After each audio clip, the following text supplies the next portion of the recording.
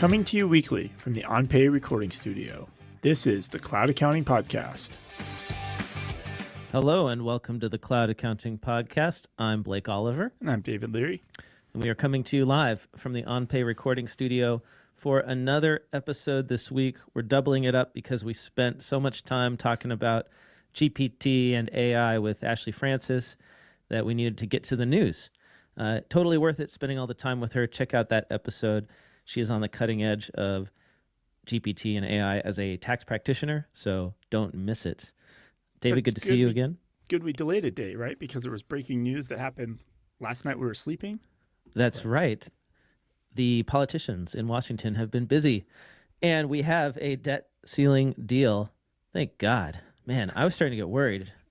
Can we just stop doing this? Can we just figure out a way not to have to do this every year, it feels like?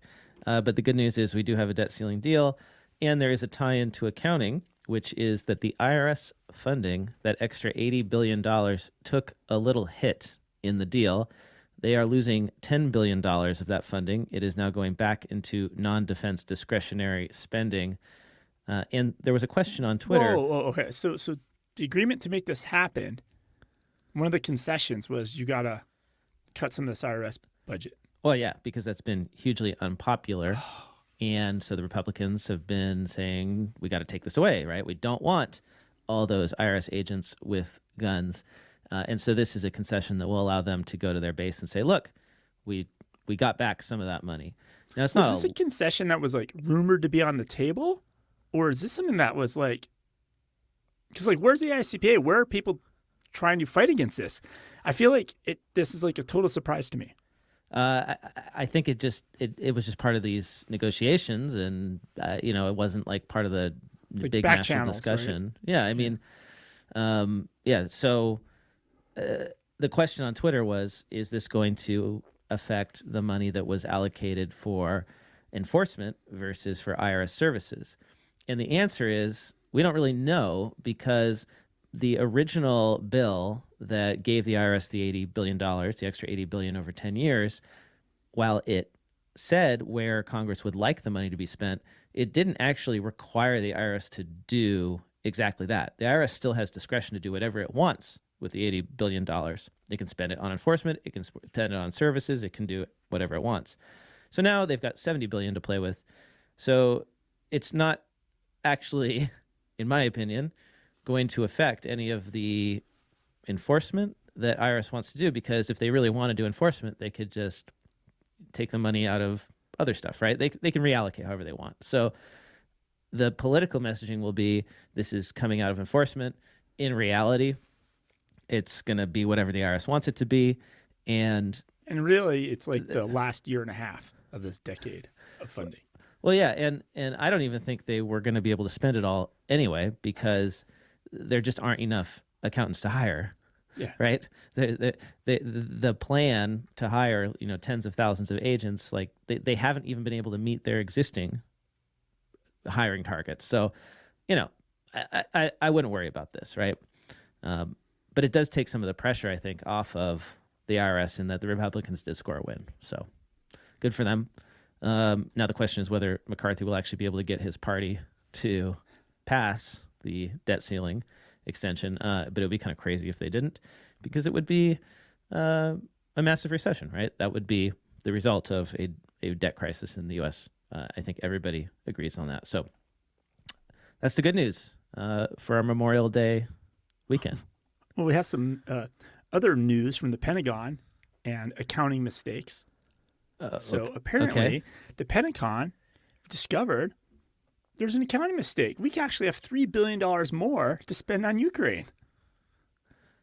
How did they lose track of $3 billion, David? Well, this is the Pentagon spokeswoman, Sabrina Singh, said in a statement, quote unquote, in some cases, replacement cost rather than net book value was used, therefore overestimating the value of equipment drawn down from U.S. stocks, end quote.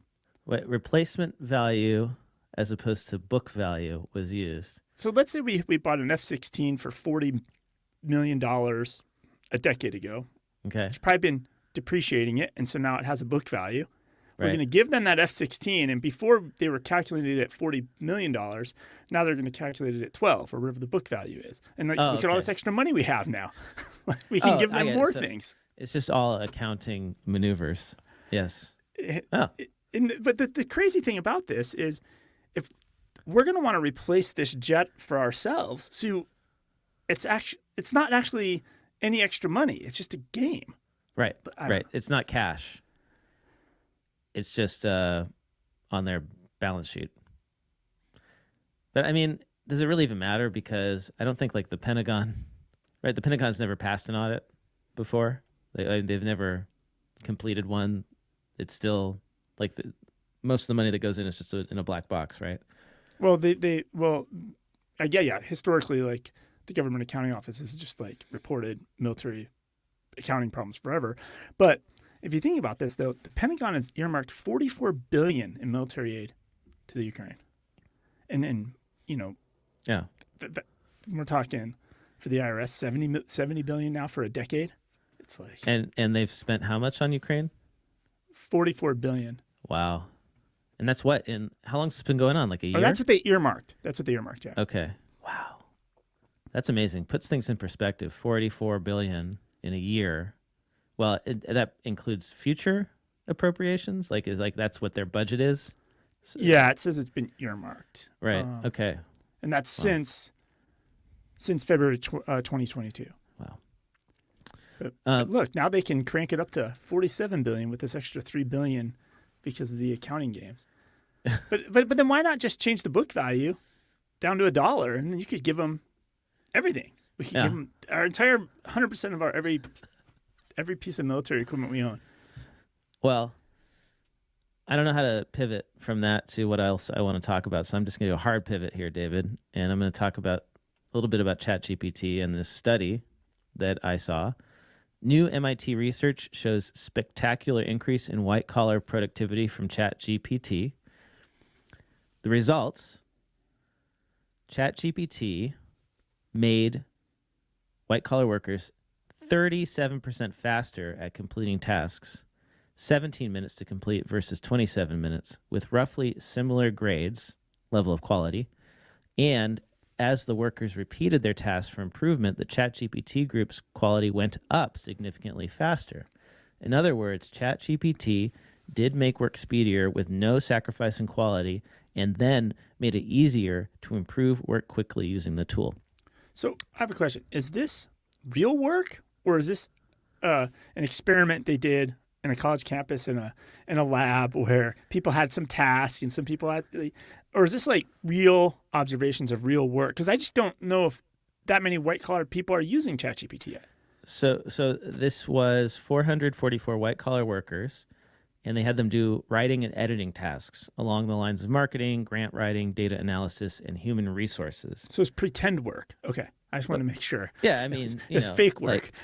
You can't really have them do real work for a study, but it's similar to the kind of work that people might do in real life. Yeah. And so the chart is pretty cool to look at. This figure 1, and they show the time taken decreasing between the group that had ChatGPT. They call that the treated group, and then they had the control group, and you can see the line on the treated group, the AI powered group, just the time went way down, and the average grades increased, and then the time distribution, these green bars show that the folks who got to use AI were able to complete the tasks significantly faster on average than the control group. I mean, it makes sense. Even if all you do is eliminate your first rough draft, because ChatGPT can create it in 11 seconds for you. Yeah. And you can just start from there. You're hours ahead of somebody else. Just getting your even if it's a crappy rough draft, you're still hours ahead, because it would take you hours to write a crappy rough draft. Yeah. And I just got access to plugins, as we were talking about in the last episode. So now I can connect ChatGPT to Wolfram Alpha, which is a calculator and statistical engine. I can connect it to Kayak to book travel. I'm going to be experimenting with that. I can connect it to Zapier. And once you connect it to Zapier, you could do all sorts of things. And one of the things that I've set it up to do is create drafts in my Gmail account. So now I can be chatting with ChatGPT and ask it to draft an email into my account so I can send it later. So, we're starting to extend this beyond just what you can paste into ChatGPT. Now we're able to interact with apps. And as we were talking about with Ashley, with Windows Copilot launching, having that chat bot right there on the right-hand sidebar, everywhere you are in every app, being able to interact with all of those programs, it's going to be very powerful. Yeah, everything they sold us on a decade ago. Remember that Microsoft launched Katera, or you could argue Siri and OK Google, and so hold on, make sure my phone doesn't go off, or everybody's listening's phone go off. And you have Alexa and all these things that just have never delivered the promise. Now we're truly going to have this assistant that was promised to us a decade ago, and we discovered we can only set timers and alarms with. That was about it. Maybe play, Who Let the Dogs Out. That was my kid's favorite. Yell that to the speaker. But did you see, though, they gave ChatGPT a chance to retake the CPA exam. And guess what? Yeah. It passes. As we said it would. You said it would. So you're talking about Accounting Today. And this article was in Accounting Today, correct? Right. So the big misinformation of the last month was Accounting Today gave the CPA exam to ChatGPT, but they gave it to version 3, and of course it failed, as we all knew it would. And then they gave it to, well, they didn't do it. Another group of researchers did a study with GPT-4, and it passed, and it did great. And what I liked about this article is they really talked about how the research was done, right? And they used these this concept of like 0-shot or 10-shot type scenario. So a 0-shot, basically the model is provided with a prompt and a question and high-level instructions, but no training on a task. So there's no framing it as like, hey, you're going to answer some accounting questions, right? There's no training whatsoever. And then when it did that, ChatGPT-4 did a little bit better than 3.5, but it still failed. It only had an average score of 67.8. Yeah. Then they did, quote unquote, a 10-shot scenario where they primed it with 10 sample accounting questions first. And then they had slight changes to the other settings via the API and the web client. But then that one scored 74.4 across all sections, right? Then they did a little bit more on a, quote unquote, chain of thought prompting. Basically what that is, that's decomposing larger problems into several intermediate steps. So instead of giving it the problem, they would give it a little bit of help along the way. Yeah. And then after that, it's pushing it up to 84.3%. They'd break it down just like a human would into multiple steps. So this is prompt engineering. That's what they were doing. They were just setting it up to succeed by giving it questions in the way that it needs to be given questions right now. And I imagine if you went to like a test prep session and they would give you those strategies. They give it some strategies to attack these questions. But not only did it do better on the CPA exam, the CMA, it averaged 86.6. The Certified Internal Auditors averaged 85.5, and Enrolled Agent average test was 83.8. So it's not just the CPA exam that it's getting into the 80 percentiles now. And this is not a bad thing. I want to reiterate to our listeners the fact that ChatGPT and just generative AI can do this stuff is going to make our jobs so much better. It's going to finally free us up. If it doesn't pass the exam, would you want to depend on it in your firm? It's kind of like, right? Yeah. But now that it can, right? If it can pass the exam, then that means it can start to do tasks that an intern might do or that a staff accountant might do.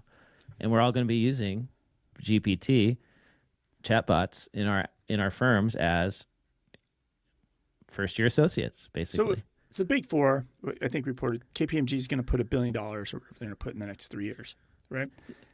Well, they're going to give everybody an hour a week on their timesheet, and that adds up to $1 billion. Well, I'm just trying to think a little longer, slightly long term here. Not too long term, though, right? They figure out how to build an army of bots to do a lot of this audit work. Now they don't need the Ponzi scheme funnel from the universities of shoving people to the bottom of their pyramid.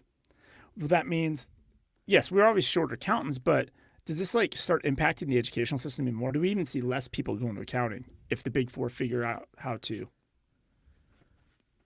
How to basically not need staff. eliminate the people. Eliminate the people. first If it year, truly second happens. year staff. Yeah. I mean, that's going to totally disrupt the traditional education pipeline. Absolutely. And I mean, if you just broadly look at like U.S. higher education, people have been talking about a bubble in higher education for years now, not just accounting, just overall. There are too many universities and colleges and not enough young people who want to go to college. There's more alternatives every day. These schools are way overpriced for what they give you. And now that companies are starting to see this, that you don't need to hire people with a traditional bachelor's or master's degree to get what you need, that could all collapse. And I totally see that, coming. I mean, you can get really good jobs now with certificates in particular skills, and you don't need a bachelor's degree. It's not what it used to be. So I think there's a reckoning coming for traditional education, and especially in accounting. And on this thread, we've got a story that just came out 7 hours ago in Financial Times. Numbers taking U.S. accountancy exams dropped to lowest level in 17 years. Accounting firms in the U.S. are being urged to revamp their business models to attract more young people after the numbers taking exams to enter the profession plunged to the lowest level in at least 17 years. These are new figures from the AICPA, and the numbers actually worsened in 2022, even though they were projecting a rebound from COVID. So get this. Here's the chart. You can see that the number of people taking CPA exams in 2022 was just over 67,000, down from 72,000 in 2021, and short of the AICPA's forecast of 74,000. This is the lowest level since the beginning of records for the modern exam in 2006. So the exam changed in 2006, and that's when they started keeping records. I guess, is that when it went digital? I don't know. But yeah, it's lower than since the exam changed massively in 2006. It fell 10% year on year. And I think AICPA was projecting a 10% increase. So this is like, you want to talk about like a numbers miss, an earnings miss? Yeah. Right? This is bad. This is really bad. IMA also saw a decline in candidates, but it was 5% instead of 10%. Institute of Management Accountants. So one of the reasons, too, on this, so the Wall Street Journal is going after accounting careers again. So there's an article in the Wall Street Journal, and the title of the article is Why Graduates Are Not Hot on Accounting Careers.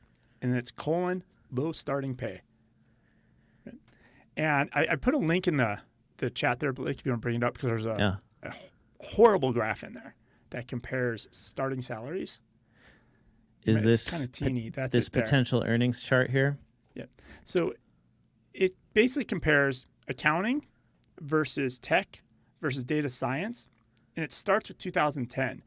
And the starting salary in 2010 for accountants is just below the 60,000 mark. It's like 58,000. It looks like 58, and then the one if you go for data science for data 2010, science was 69. 69. If you go all the way out now to 2023. Yeah. Or 2022, we're still not what data science was in 2010. So basically, data science and tech have increased at a much faster pace than accounting. So tech went from 77,000 10 years ago to $101,000. So that was in 2021. So basically 101,000 starting salary. That's amazing in tech. In data science, 97,000, and accounting is 66,000. I mean, yeah, and when you account for inflation, I believe that it's static, right? If you adjusted these lines down for inflation, they'd probably be flat for accounting. And this is a problem. Yeah, so accounting's basically gone up 14%, while in the same period, like these have gone up 30 and 40%, over the same time period. But in the article, they did have a quote, which I thought was kind of interesting. So this is Sandy Torchia, Vice Chair of Talent and Culture at KPMG. The 150 credit hours required to sit for, then pass the CPA exam represented a big barrier to entry for the profession, says KPMG's Ms. Torchia. This is a really important element of our industry, but it is a barrier that other industries don't have. So even obviously this is like an HR role, talent and culture at KPMG, is admitting maybe the 150 hours could be in the way. I imagine that she has a bit of experience with this, right? This being a barrier. Yeah. And the only other thing is there was a professor from Washington Lee University, and he said only a quarter of his accounting majors actually go into accounting jobs. Oh. So even if we get more students, they don't even want to work in accounting. Mm-hmm. Which leads us to, should we talk about the pipeline plan from the AICPA? Oh, yeah, absolutely. Actually, before we do that, can I go back to the article I was sharing from Financial Times? Oh, yeah, sorry about that. No, it's all right. There were some quotes since you're sharing some quotes. You're not sharing it yet, Blake, by the way. Yeah. There you go. So Dennis Whitney, Senior Vice President at the IMA, said, "It is becoming a crisis not just for accounting firms, but for companies. Accountants are the backbone of companies, not just for financial reporting purposes, but for helping them make decisions." And then there was a quote from Alan Whitman, who ran Baker Tilly for 7 years until March. Alan Whitman said, "With the length of time it takes to become a partner, the length of time it takes to achieve financial success, the financial model of CPA firms is archaic. Firms need to work on improving the attractiveness of the profession through a variety of ways, the most important being reimagining the operating model and career progression." And the AICPA said that it's increasing scholarships to help candidates and encouraging firms to offer competitive salaries. "You've got a generation that is looking for a shorter ROI," said Mike Decker, AICPA Vice President. So now let's talk about the AICPA's plan to solve the CPA crisis. Yeah. And so they have a plan, but they actually have approved a resolution supporting the plan now. So this was decided Wednesday during their spring meeting in Washington, D.C. So the governing body approved the resolution to support the pipeline acceleration plan. So I sent you a link that at least has the slide. Do you remember before the AICPA town hall was an 8-point plan? Yeah. So it's a 12-point plan now. Now it's got 12. So okay. If you scroll down, there's a slide in here. So it's 50% better, right? So wait, I'm looking at this article, AICPA details plans to boost CPA pipeline. That's it? I think. Is that the one that has the graph? Here we go. Well, they've got this bullet point list. Yeah. So it's great that the slides in the Accounting Today article, but the actual site with the plan is no longer working at the AICPA website. It just says the site's under careful construction. Visit soon for exciting new features. And it linked to a PDF with a lot of details. So I just happen to have the PDF still open on my computer, but I don't know how to get anybody to this PDF other than my hard drive. But deep down in there, it talks about the collaboration between the AICPA and the state societies. And it has all these initiatives. So all 12 initiatives are listed out in a table. Right? And it has a column, role of AICPA, and a column, role of state society. And over again, it's all the work is on the state society. So like the AI, so for example, increase high school engagement, accounting opportunity weeks, career program awareness, etc. The role of the AICPA, develop promotional communication materials, presentation materials, speaker training, etc. The role of the state society, recruit presenters and match them with teacher and school prospects, customize materials as necessary, oversee implementation, and provide ongoing feedback. So over and over again, the state societies in their column have the word implement. And over again, the role of CPA is to kind of like develop, provide some it's amazing how much is being pushed on the state societies, I guess, when I look at this. That's a good insight there. Should we just quickly go through the 12 points on this list? Okay, so pipeline acceleration plan, addressing root causes. 1, experience, learn, and earn program. So I believe this is the this is the initiative that's happening in New Jersey, where you can join a firm instead of going for your 5th year, and then while you're working, you take classes online to earn the 30 semester credit hours while you're working at the firm. Yes. So But you it's still have to pay right. You still pay $150 a credit hour. You still pay for the credit hours. Well, No, you're they're not actually trying, and this is a point of contention between the universities and AICPA, which is like the AICPA wants them to charge less, and the universities don't want to charge less. So you still have to pay. And Yeah, then that's a problem. Well, we go through these. I actually have in the PDF. It actually talks about when these are launching. So the pilot is fall of 2023, and the pilot post-pilot phase is going to be as a midterm initiative. Will be launching in 2024. So number two is addressing firm culture and business model challenges. So that has to do with the overwork, the business model of CPA firms, like What was the way it's quote you always just said? Archaic. Archaic. Yeah, that was the former head of Baker Tilly. Yeah, and we all know what that means, right? That means the billable hour model, and hiring staff and working them 60 hours, 70 hours a week, and not giving them PTO, and just basically terrible working conditions, right? Which, I mean, what do you think is the number one reason that people don't want to go into accounting? If you ask me, just based on what I've observed from talking to people and looking at forums online, it's the work environment, right? It's the low pay for the long hours and the really hard work. And honestly, a lot of people in big firms who are just total jerks to work for, right? And Like, what why they would you plan on put yourself doing through is that? highlighting firms that are doing things differently Yeah. and treating their staff correctly and having different business models. Like that's their plan, is to raise awareness of those types of firms. That's on track for July of 2023. So then moving on, I'll try to get through this a little Yeah. quicker. We've got the 30-hour communication campaign, which is like a marketing campaign around getting people to, I guess, understand the 30 hours. I don't know how that's going to help. Number 4, extending the 18-month exam window, which they've already started doing with NASBA. So now you have 30 months, or you will, if the states adopt it, have 30 months to pass the exams instead of 18. Examining Uniform Accountancy Act variances. So that's just making things more consistent across states. I don't know if that's like really a big problem right now, but I guess maybe it is. High school and college strategies. So that's, trying to improve recruitment.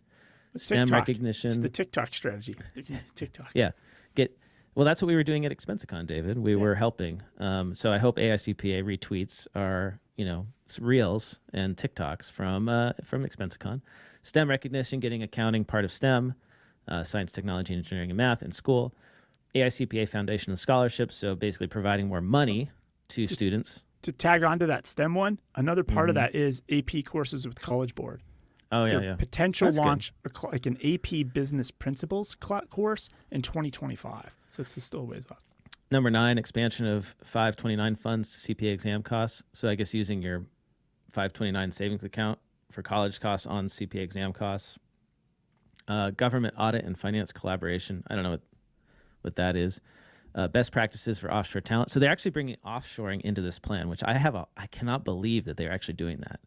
So they're going to here's the quote from the article. AICPA is looking into the need for best practices and other potential resources that would help small and mid-sized firms partner where needed with offshore talent suppliers. That's in addition to expansion of the administration of the CPA exam in India and South Korea, as well as looking into offering the CPA exam in the Philippines.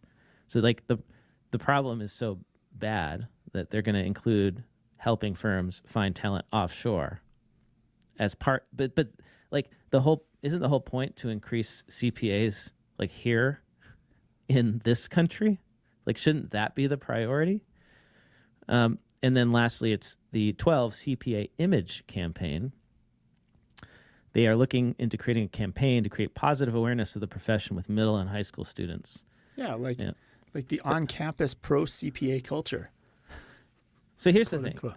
Like, a lot of this is marketing, right? A lot of this is like the high school and college strategy, CPA image campaign, the STEM recognition, the communication campaign. Like, so much of this is just is messaging and marketing. but it's not going to actually change anything, in my opinion. Because the number one reason that people don't want to be accountants is because the hours are long and the pay is low. And until AICPA and NASBA acknowledge that and do something about it, work to like really change the pay or change the hours, it's not going to, none of this is going to do it. It's not going to reverse it. It's not going to even stem it. It's just going to get worse and worse. Like this is not a plan that is going to deliver results. Yeah, if you think about this plan, right, and this PDF, so it's 20-page PDF, and arguably the smallest part of this is the addressing firm culture and business model challenges. Yeah. Like that's the smallest piece of this, but arguably is the most important piece.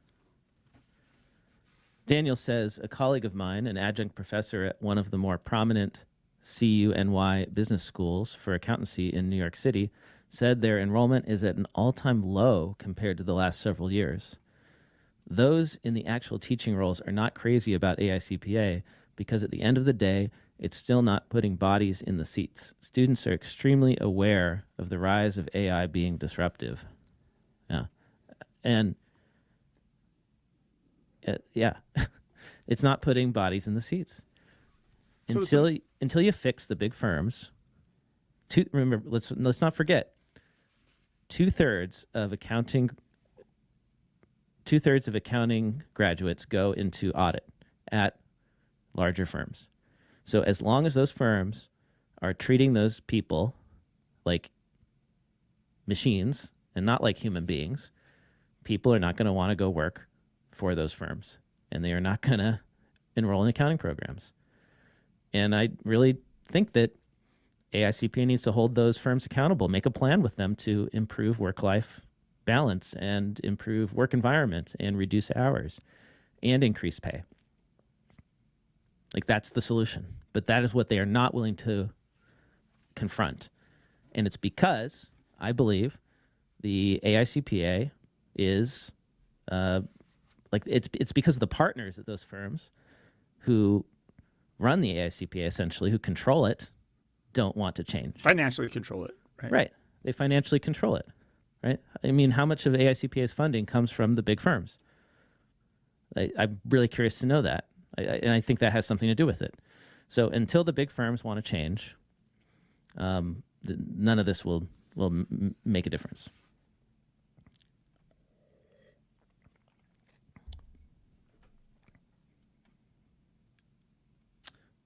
Where do we want to go from here, David?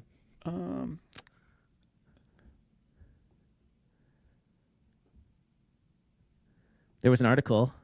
We can stay on this. There was an article on thetab.com, which is a UK publication. Overworked and underpaid, why grads are ditching jobs at the Big Four. It's like they're spelling this out for us. Oh, I saw this article. Like it's just, it almost felt like too doom and gloom. And I was like, I don't want to talk about this on the show. This is it's pretty harsh. This is a very, very harsh article, and this does not help get people to work in accounting in any way, shape, or form. But this is spelling out the problem. So if you want to actually solve the problem, like read, the people in positions of power should read this. In the final year of university, the race is on to get a job. Careers fairs across campuses are rammed with panicked students searching for their calling, and amidst the leaflets, free pens, and tote bags, one corporate quartet has serious clout: the Big Four. KPMG, EY, Deloitte, PwC. Elite grad schemes are the ultimate goal. Often, before you even know what these companies do, accounting, you want to pass the online test to work there. Glistening skyscrapers, high-powered clients, huge pay packets, and after-work drinks with other young, hot professionals are the whispered hopes and dreams of applicants from Russell groups across the country. But could long nights, low pay, and rushed firings be the more likely reality? The Tab spoke to Big Four grads to find out. And the headline is, "You're all in the torture together." When I got the job, I was buzzing, said James, who worked in audit at the Big Four after graduating from the University of Exeter.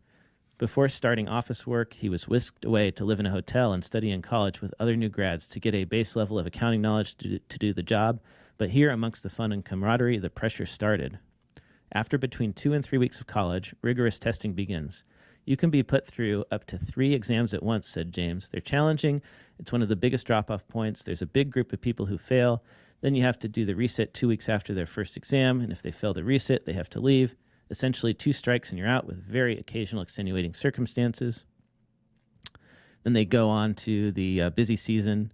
During busy season, James was working more than 12 hours per day. It was realistically 9 a.m. to 11 p.m., he says. They're nice enough to give you a paid Uber home, but then you go straight to bed, wake up again at 6 a.m. and get in the tube all over again, plus you work maybe 5 hours on Saturdays as well. It doesn't get easier. Get out now.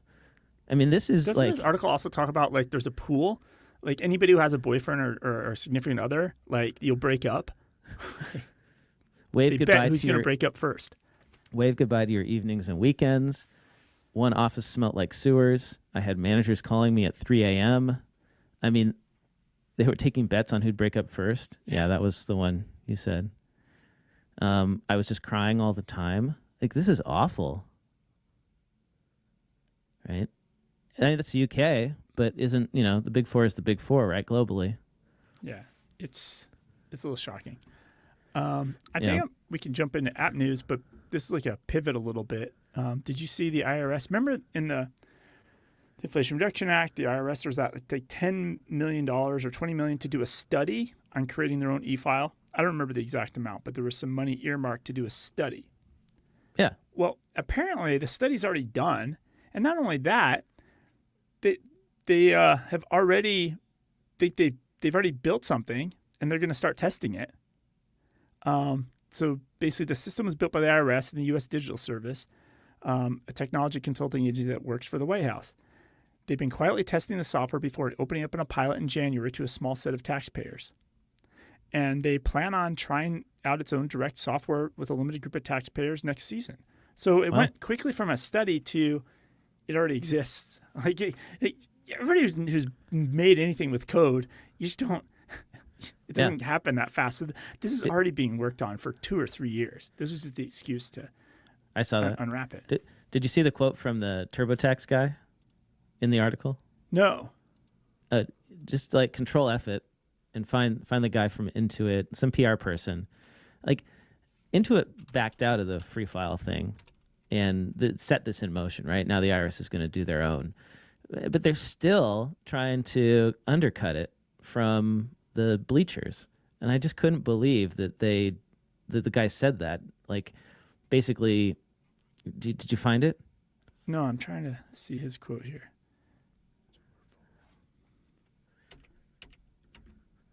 Let me try TurboTax to see. Here, it was in an NPR story. I'll find it for you. Because I do have a quote about it in the Intuit earnings call. That's why I'm going to start getting into that, because they do talk about it there. So,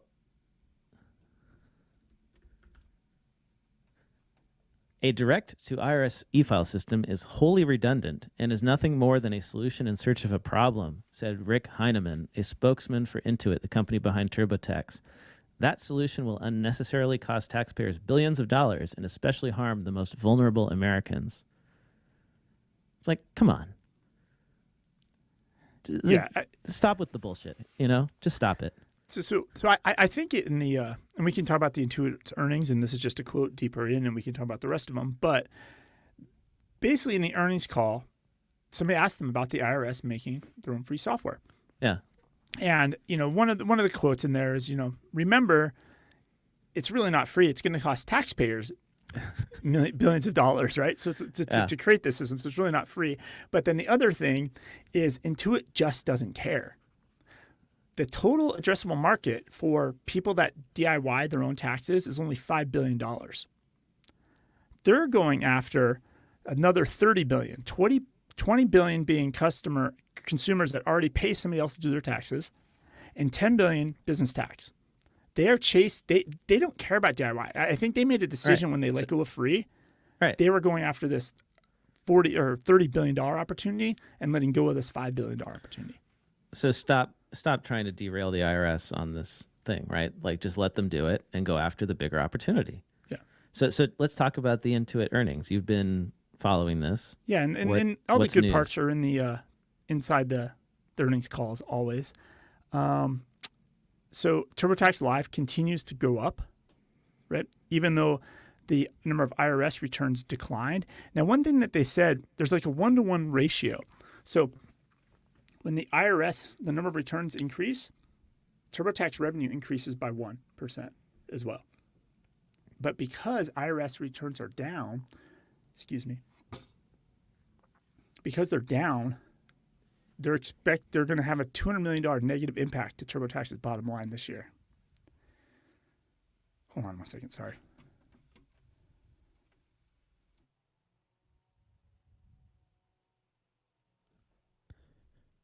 So you're saying that All right, I'm so back. Sorry. TurboTax revenue is down, and they got that.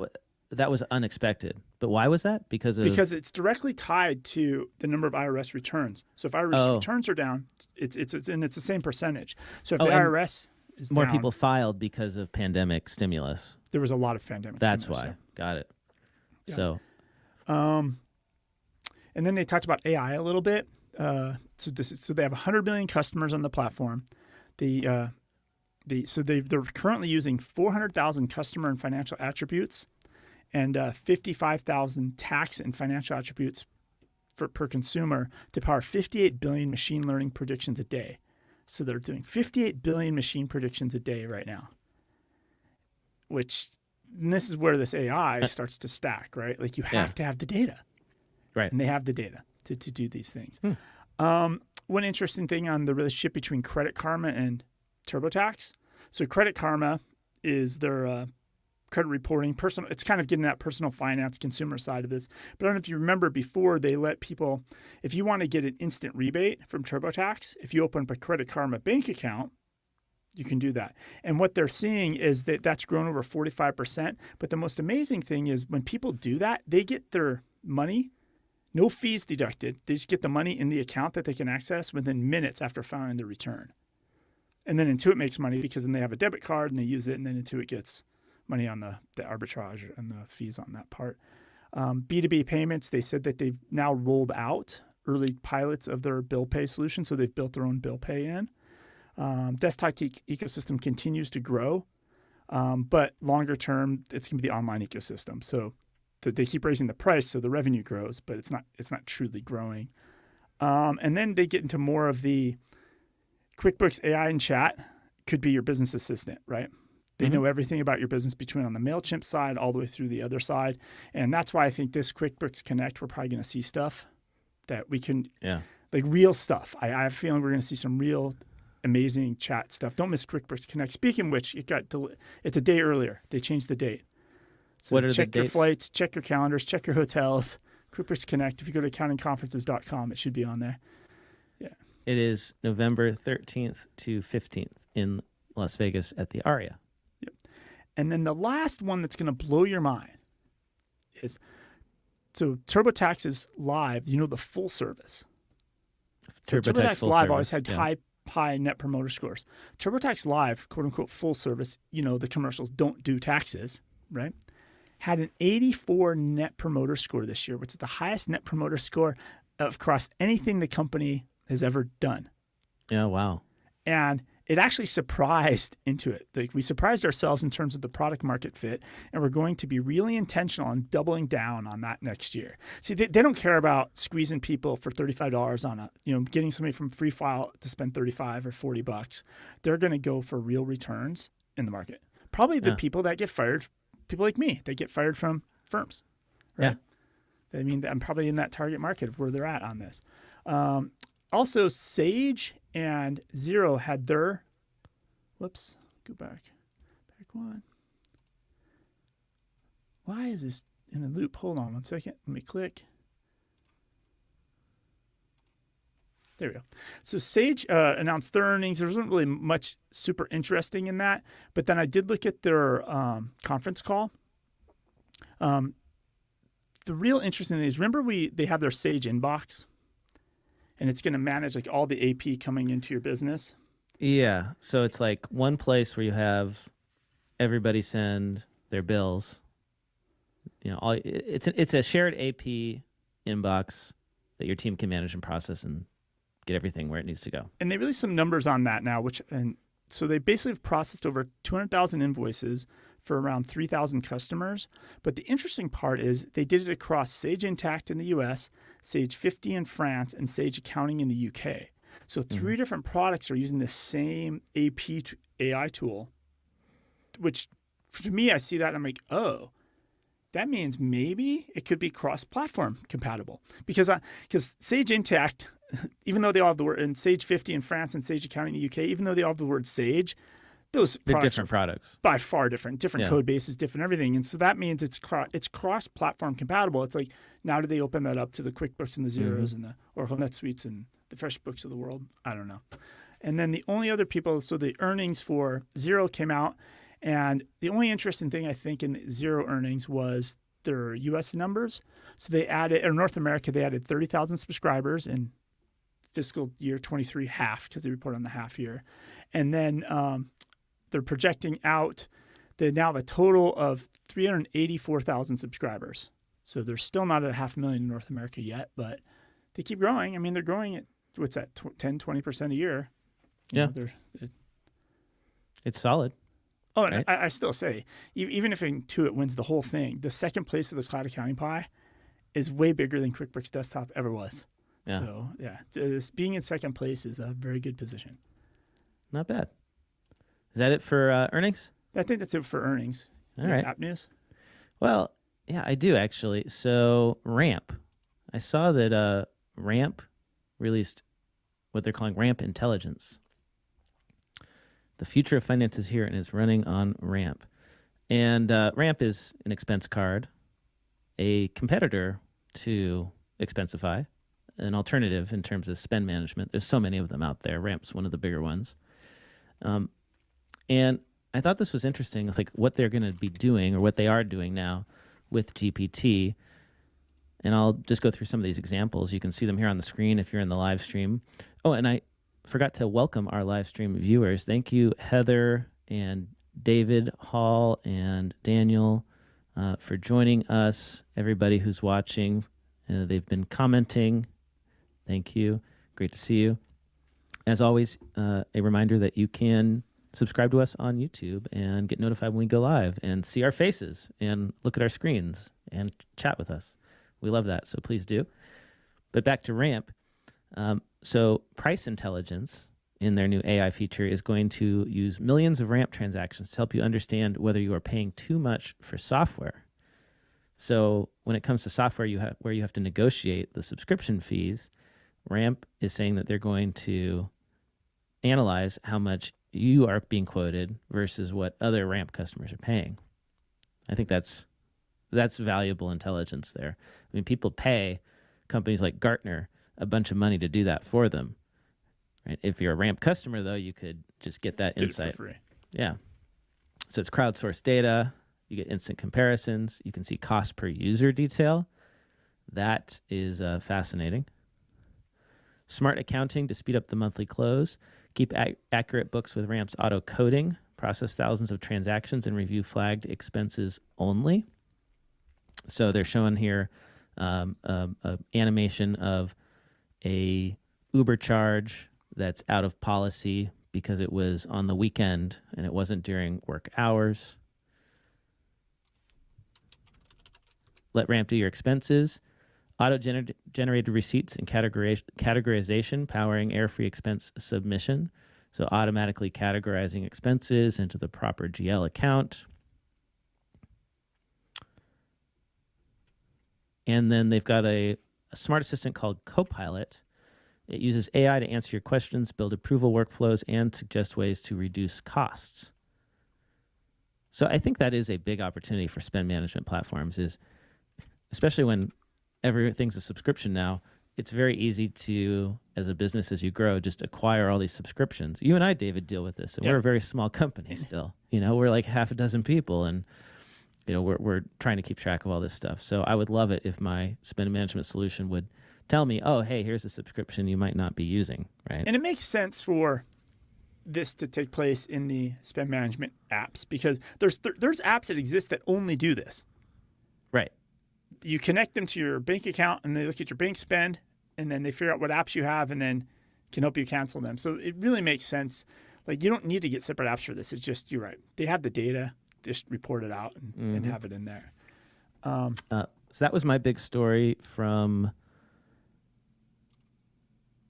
App News. Have you heard of Avii? AVII? No. So there's an article on Business Wire that it was Avii announced a significant uplifts to financial models. And I've always kind of watched this from the side because I was exposed to them through the legal software space. So I always thought they were kind of like legal billing software. But then I went to their website and I put the link in there. avii.com? That's correct. Okay, I got it up on the screen here. Look at what this says in the orange text at the top. The most automated workspace plus portal for accountants and their clients. It's like they've completely pivoted away from law or something. So I think this is just something for everybody to keep on your radar. There's another cloud accounting player that's going after accountants now. Another portal, another workflow software. Well, we know that there is not a single accountant workflow software or portal solution that has captured even 1% of the market, I think, when it comes to cloud-based products, right? There may be the legacy ones, there might be more, but I think even Carbon is still very small compared to the whole market. And it's deep because I think they built all this for law firms, and now they're like, oh, we'll just roll this out for accounting firms instead, and then tie in some tools for their clients. Here's some good news. Employee satisfaction just hit an all-time high in the U.S. last year. I became aware of this thanks to the podcast The Soul of Enterprise. They covered this in one of their bonus episodes, and this chart is incredible. Right? There's so much bad news, and you and I are guilty of repeating a lot of it. So I figured, let's have some good news. And I mean, this could be linked to the accounting talent shortage, because why is this happening? Right? Let's think about why has employee satisfaction gone up so much. I mean, it hit a low in 2010, 42.6%, and now we're up to 62.3%. It's risen every year since 2010. Why is this happening? And by the way, it's higher than it was in 1987. It's because we have a supply and demand mismatch where we've got fewer workers than we have jobs. And so people are able to get the jobs that they want, and they're getting the pay that they want, and they're getting the hours that they want. And so unless they're in accounting. And so, this is why we've got a problem. So if we want to solve the crisis, we got to compete. And they talk in this article about like why people are more satisfied. Right? So the formula's here for accounting firms. Like other industries are doing it. I wonder what their percentage is for accounting firms versus this number here. Yeah. Well, I doubt they break it down, right? So this is good news, right? We're happier as Americans. I mean, you could argue also, though, that we've still got a way to go, right? Because a third of workers are not satisfied. So, but, hey, it's better than only 40%, where most people are dissatisfied. And what was the dip? What year was that? 2010. What was going on in 2010? That was post the 2008 stuff. I said it was the bottom of the recession, I guess. That's probably, yeah. Yeah, right? The recession really hit a lot of people for 2 years there, 2008, 2009, 2010. So what else? Here's another stat. I'm just going to cover some random stories, David, unless you got something. So this is on CFO.com. 70% of Gen Z employees would switch jobs for better tech.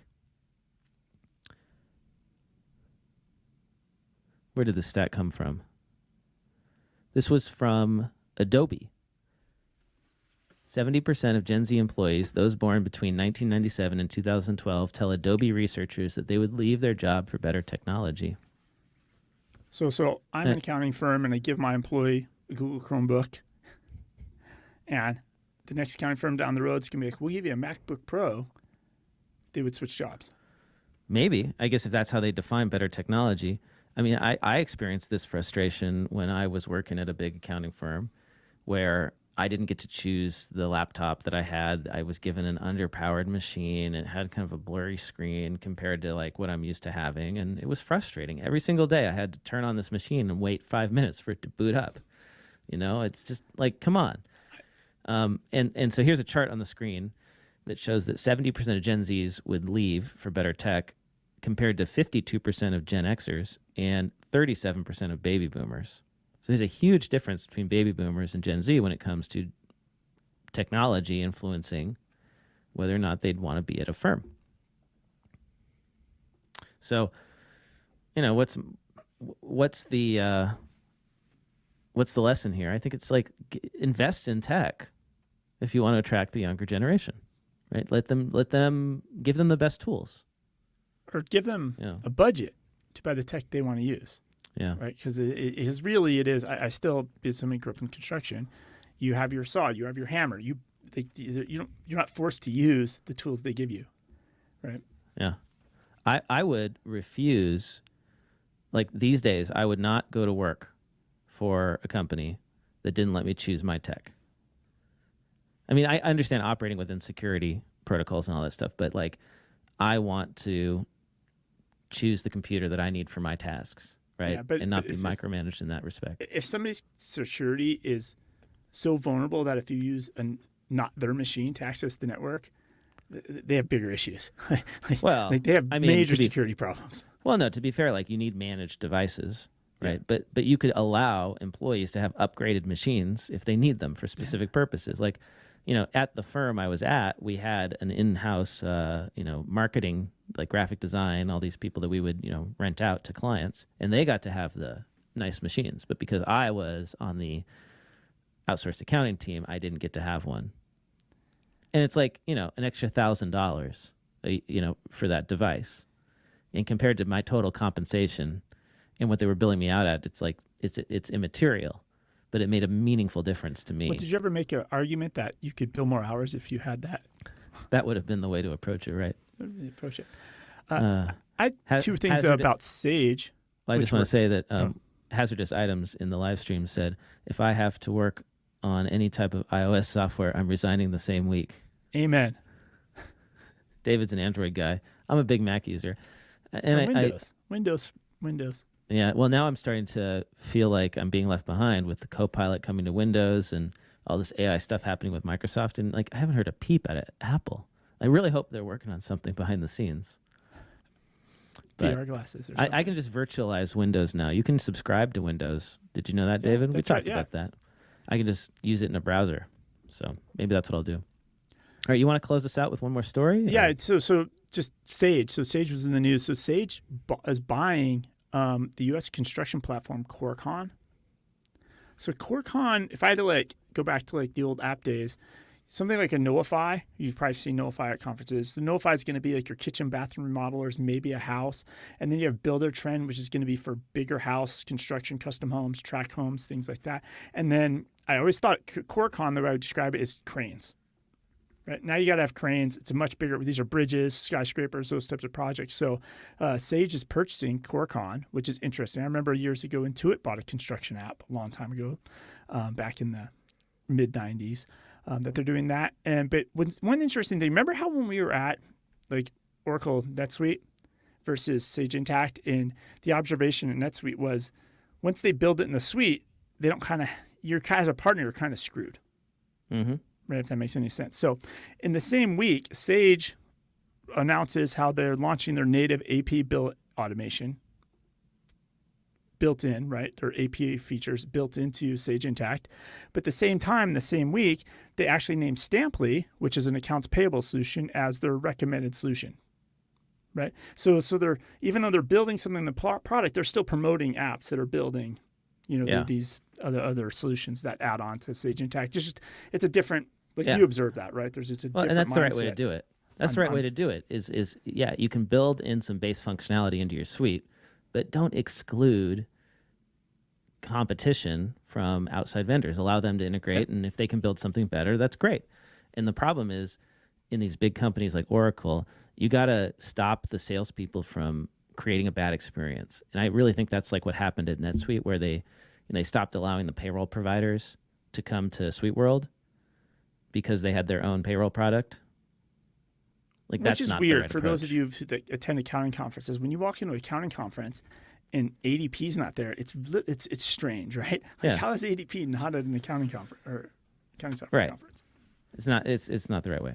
Anyway, David, this was so much fun. Great doing a double episode with you. 2 episodes in 1 week. We've caught up. We're a little bit ahead because we are going to AICPA Engage next week, and I look forward to recording with you on the show floor.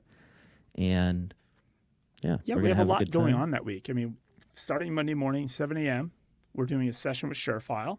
Yeah. That's about client experience. So if you're AICPA Engage, show up at 7 a.m., come to our session there. In the evening on Monday, we are going to do a toast because we are at our millionth download. 1 million downloads. It could be the person listening to this episode right now. They might be the millionth download. We have no way of knowing. So all of you, just pretend you were the millionth download, and you can come by. We're going to have a little toast, some cake or something, and we'll celebrate that milestone. How are you going to announce that? Like, when's that happening? Like, how are people going to know? I teased it already in a tweet, but it'll be Right, I'll get dates and times. So follow me on Twitter. To be there. Follow Cloud Accounting Podcast on Twitter. Yeah, that's probably the way to go. And then we're taking our whole mobile recording studio, including an engineer, and we are going to record Cloud Accounting Podcast. We are going to record some Earmark podcasts with some of the Earmark talent. And we're opening up our mobile recording studio to all content creators. So if you have your own podcast or video blog thingy and you need to record decent audio on the show floor of AICPA Engage, we are going to be able to provide you the equipment to do that in a high-quality way. So reach out to me if you want to try to book some time in our recording studio. You can follow David on Twitter. What's your handle, David? I'm at David Leary on all the socials. Yep. So message him on Twitter, and he'll get you set up, or LinkedIn. And I am at Blake T. Oliver. Do follow the Cloud Accounting Podcast on YouTube, on Twitter, on LinkedIn, wherever you prefer to utilize social media. We stream live to those platforms, and you can catch us on one of our live streams. And if you're at AICPA Engage, come say hi. I can't wait to meet you. We'll be at the Quick Fee booth, so you can find the Quick Fee booth, and that's where you'll find us. That's where we'll be recording. All right, David. See you later.